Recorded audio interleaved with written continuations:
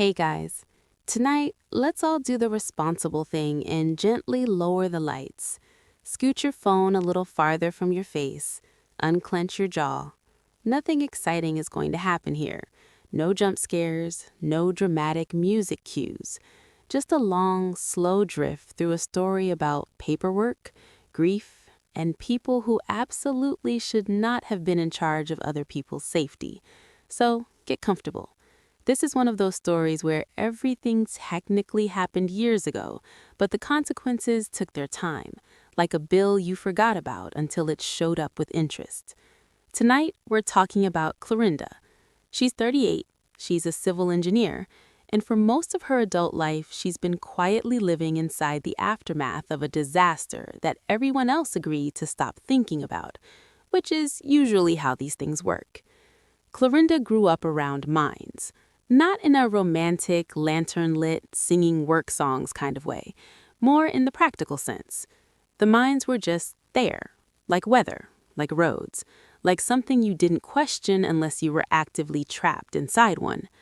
Her parents both worked at Rocky Ridge Mine. Different departments, different shifts, but the same employer, Harrington Mining, a company that liked to describe itself as a cornerstone of regional development, which is corporate speak for, we've been here so long that no one remembers checking us. Clarinda was 18 when the mine collapsed, old enough to understand what death meant, young enough to still believe that adults, especially wealthy ones in suits, probably knew what they were doing. The official explanation came quickly. Too quickly, really. A minor seismic event. Not an earthquake exactly, just a geological shrug. The earth stretched, the supports failed. Tragic, unavoidable, very sad. Here's a memorial pamphlet. 17 people died, Clarinda's parents among them. There were speeches, there were folded flags, there were casseroles that tasted like obligation. And then, just like that, everyone moved on. Everyone except Clarinda. She didn't make a scene back then. She didn't accuse anyone. She didn't stand up at town meetings or shout at reporters. She just watched. She watched how quickly the investigation wrapped up, how the final report cited natural instability about 12 different ways, how Harrington Mining expressed condolences and then quietly resumed operations 6 months later. She watched Walter Harrington on television, the head of the company, gray-haired, perfect posture, the face of a man who had never filled out his own expense report. Walter said all the right things. He always did. He talked about unforeseeable conditions. He talked about lessons learned. He talked about commitment to safety, which is what you say when you don't want to say numbers. Clarinda went to college. She studied civil engineering. Not out of passion, exactly, more out of gravity. Structures made sense. Load-bearing calculations didn't lie. Steel either held or it didn't. She told herself she wasn't looking backward. She was just learning, understanding how things failed. Years passed. Jobs came and went. She specialized in inspections, foundations, infrastructure audits, the kind of work where you stare at concrete long enough to notice hairline fractures that other people would happily ignore. And for 20 years, Rocky Ridge stayed exactly where it was in her mind, collapsed, sealed, blamed on the earth itself, until one afternoon when she wasn't looking for it at all. Clarinda was reviewing archived documents for an unrelated project, old site reports, digitized scans, the kind of bureaucratic archaeology that smells faintly of dust even on a screen. She noticed a familiar name, Rocky Ridge. Not the final report, not the public one, an internal site review, dated November 3rd, 2005, 2 weeks before the collapse. She almost scrolled past it, almost. But engineers are trained to pause at anomalies, and this document had margins that were too tight, language that felt economical, not efficient, just trimmed. The report listed proposed cost reductions, deferred reinforcements, alternate materials, timelines adjusted to optimize productivity, which is a beautiful way of saying, we'll fix it later. Clarinda read it slowly, then again, then a third time with the kind of stillness that usually comes before bad news settles in.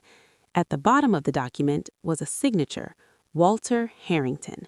Not a stamped approval, not a proxy, his actual name, signed with the confidence of someone who had never expected it to matter.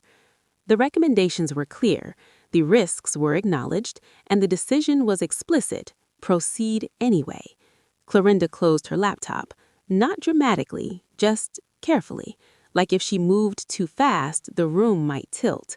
She didn't cry. That came later. First came the math.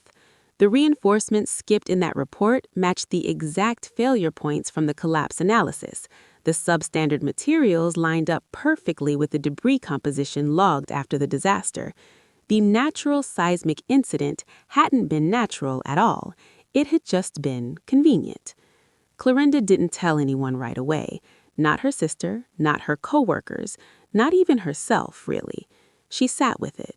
Because once you say something out loud, you can't put it back.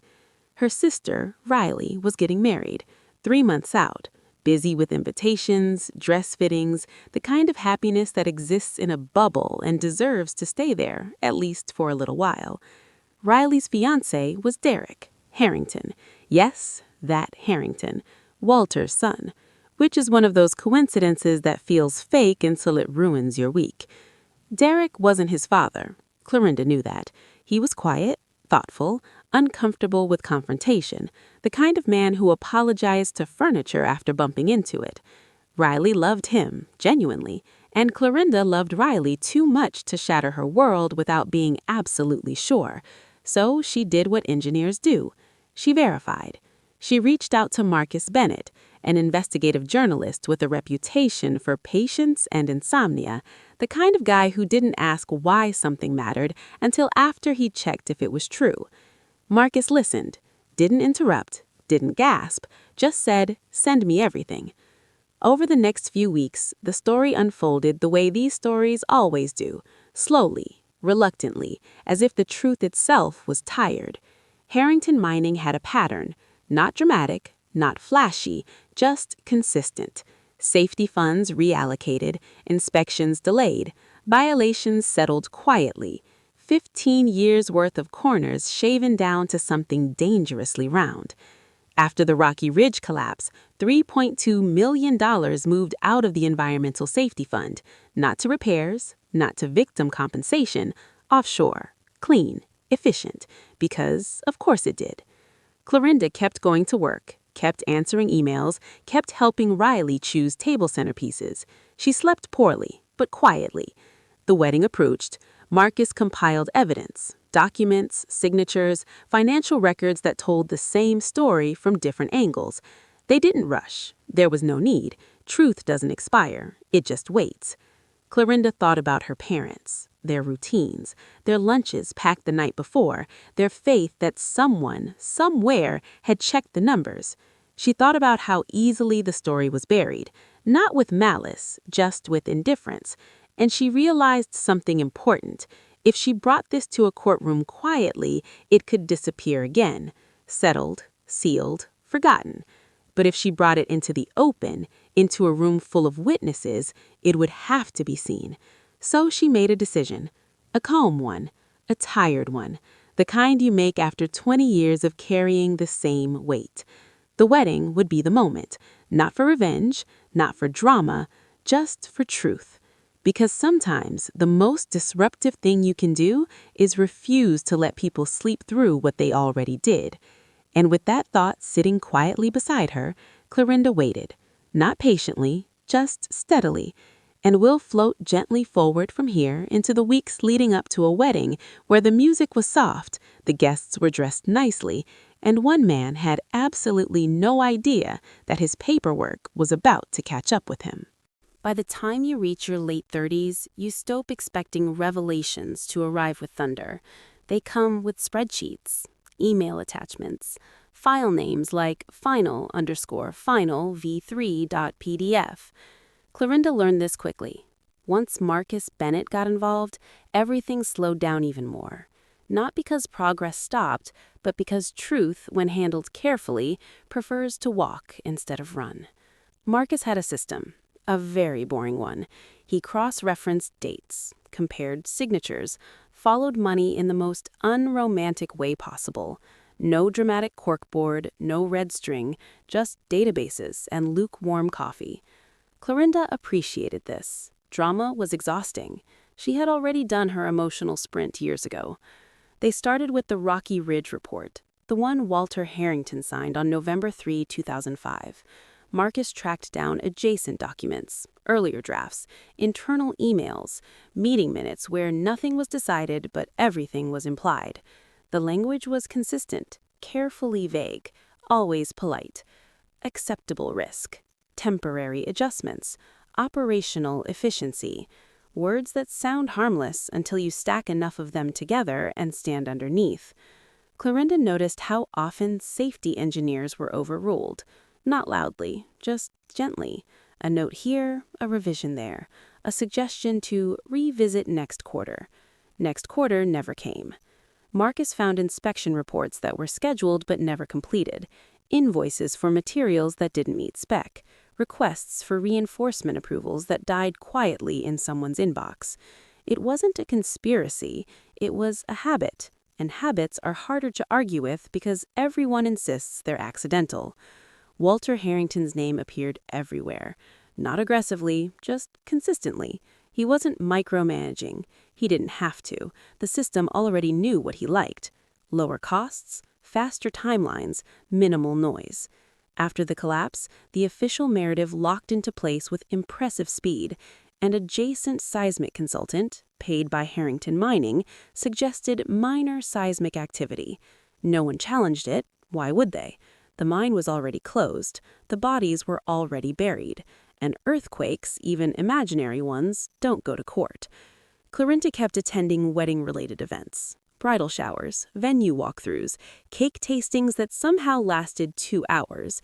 She smiled, she nodded, she folded napkins into shapes she didn't care about. Riley was glowing, the kind of glow that comes from believing the world is fundamentally kind. Clarinda didn't want to touch that belief yet. Derek was quieter than usual. He always had been reserved, but lately there was a stiffness to him, a carefulness. Clarinda wondered how much he knew, or suspected. The Harrington family wasn't close in the warm storytelling sense. They were close in the strategic sense. Dinners scheduled weeks in advance. Conversations that never drifted too far from safe topics. Walter Harrington rarely spoke about work at home. He didn't need to. His presence did the talking. Marcus uncovered financial records next. This part took longer. Money likes to hide behind paperwork. After the Rocky Ridge collapse, Harrington Mining announced the creation of an environmental safety recovery fund.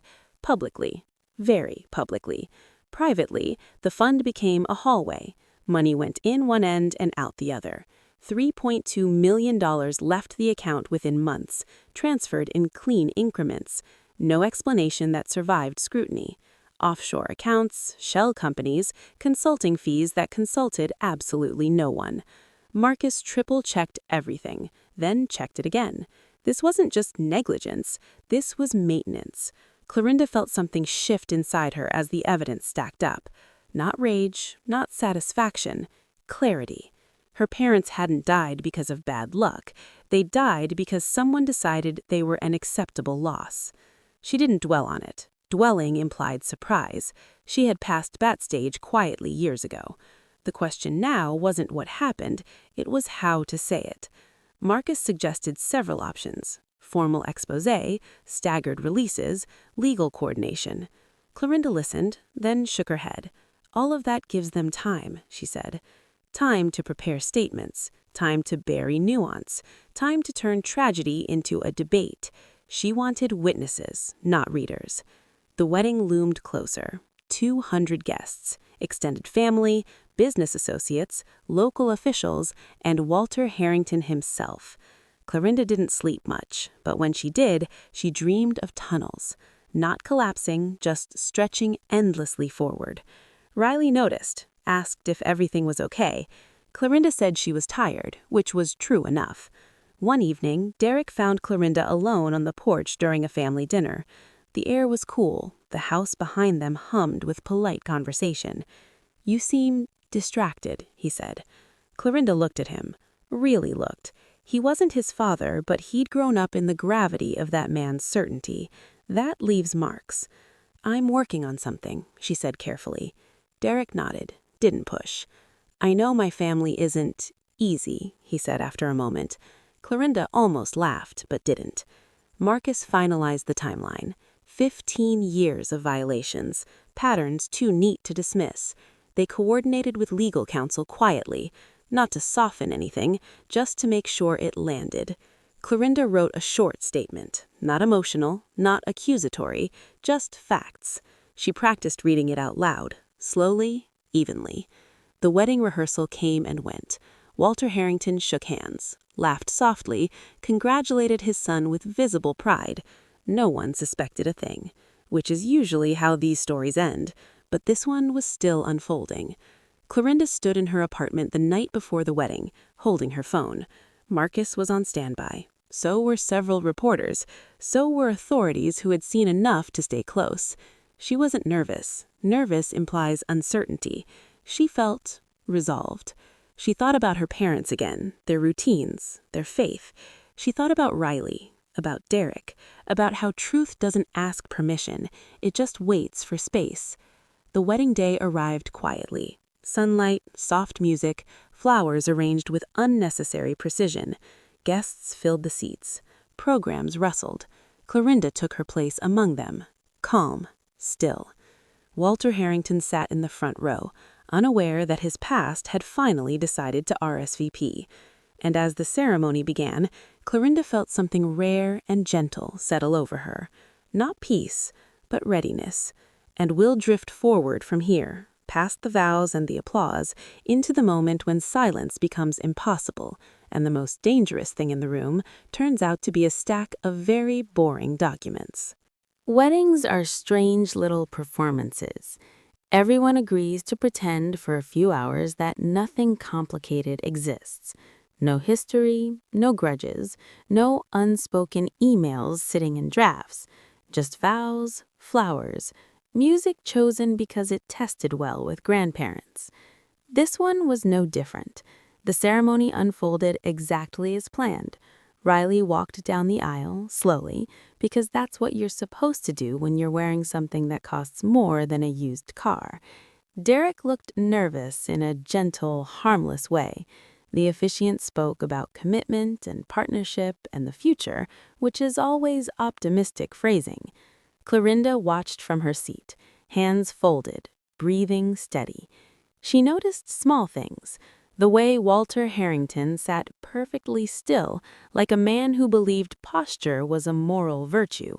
The way he smiled at appropriate intervals, never too wide, never too long. Practice does that. The vows were exchanged, the kiss happened, applause rippled through the room like polite weather. No lightning, no cracks in the ceiling. Reality, for the moment, stayed very well behaved. The reception followed, a smooth transition from solemnity to celebration. Cocktail hour blurred into dinner, wine glasses clinked, people loosened their shoulders. Clarinda circulated just enough to be courteous. She hugged Riley, congratulated Derek, accepted compliments on her dress, which she barely remembered choosing. Walter Harrington approached her at one point. He always did. It was important to him to be seen as gracious. "Clarinda," he said warmly, "you look well." "Thank you," she replied. A pause, just long enough to be noticeable. "I know this day must bring up memories," he added. A soft voice, sympathetic. Clarinda nodded. "Yes," she said, "it does." He smiled, satisfied. He had acknowledged the past, that was usually enough. Dinner was served, speeches followed. The best man told a story that went on too long. Riley laughed anyway. Clarinda waited. She wasn't waiting for courage, she had that. She was waiting for timing. When the plates were cleared and the room settled into that pleasant lull between courses and dancing, Clarinda stood. No dramatic scraping of chairs, no tapping on glasses. She simply stood, holding her phone. A few heads turned, then more. Riley looked confused. Derek tilted his head slightly. Clarinda took a breath. "I won't take much time," she said. Her voice carried easily. Years of professional presentations had trained it well. "I want to talk briefly about Rocky Ridge Mine." The room stilled. Not frozen, just attentive. Walter Harrington's expression didn't change. Not yet. "My parents died there," Clarinda continued, "along with 15 others, 20 years ago." A few guests shifted in their seats. Some nodded. Most remembered the headlines, faintly. "At the time, we were told it was a natural event," she said, "a geological accident." She paused, let the familiar story sit where it always had. "I'm a civil engineer," she said, "and recently I reviewed internal documents from Harrington Mining dated 2 weeks before the collapse." She raised her phone slightly, not threatening, just visible. The report detailed cost reductions that directly affected structural reinforcements. Those recommendations were approved. She didn't say Walter's name yet. "I also worked with an investigative journalist to review financial records following the collapse," she went on. "They show that $3.2 million was transferred out of the mine's safety fund shortly after the disaster." The room was very quiet now, not shocked, just alert. Clarinda finally looked directly at Walter Harrington, she said. The report approving those cuts was signed by Walter Harrington. There it was. No gasp, no scream, just a collective intake of breath. Walter stood, slowly, deliberately. "This is neither the time nor the place," he said. Measured, practiced. Clarinda nodded. "I agree," she said. "That's why the documents were also sent to authorities this morning." A ripple moved through the crowd. Phones appeared, not dramatically, just instinctively. Marcus Bennett was already publishing. The story was live, the evidence attached. Walter's smile faltered, just slightly. Enough. Riley stood now too, her face pale, her eyes moving between Clarinda and her father-in-law. "Is this true?" she asked softly. Clarinda didn't answer for Walter. She didn't need to. Sirens weren't immediate. Real life rarely offers that kind of punctuation. But within minutes, uniformed officers entered the room, not aggressively, not urgently, professionally. Walter Harrington was escorted aside. He didn't resist. He looked annoyed, as if someone had interrupted dessert. The reception dissolved into murmurs. Guests whispered. Some left quietly. Others stayed, uncertain what etiquette demanded in moments like these. Riley sat down, hard. Derek followed. He didn't speak, he just took her hand. Clarinda didn't stay long after that. She said nothing more. There was nothing more to say. Outside, the air was cool, unchanged, uninterested in human justice. Marcus texted her. "It's everywhere," he wrote. Clarinda sat on a bench and waited, not for validation, just for the day to finish. The legal process took time. It always does. Charges were filed, then expanded: criminally negligent homicide, fraud, money laundering. Walter Harrington's lawyers worked hard. They always do. But documents are stubborn things. Signatures don't forget themselves. 8 months after the wedding, Walter Harrington was convicted on all major counts, sentenced to 40 years. No one cheered, not really. Clarinda attended the sentencing quietly, sat in the back, listened. It didn't feel like closure, just accuracy. The funds recovered from the offshore accounts were redirected, a memorial trust established, a garden built at the Rocky Ridge site. Stone paths, simple plaques, names carved evenly. Clarinda visited once, stood there, listened to the wind. Riley didn't speak to her for months. Grief does that, confusion too. Eventually they met. No apologies, just understanding. Derek distanced himself from his family's legacy, quietly, thoroughly. They moved away, started over somewhere neutral. Clarinda returned to her work. Inspections, reports, structures that needed someone to pay attention. She slept better. Not perfectly, but better. Some stories end with triumph. This one ended with maintenance, truth applied where it had been missing. And as time moved forward, slowly and without ceremony, Rocky Ridge became what it always should have been, a place remembered honestly. And that, oddly enough, was enough. We'll let things settle here gently, like dust after a long collapse, and when you're ready, you can drift off knowing that sometimes the quiet stories are the ones that finally hold.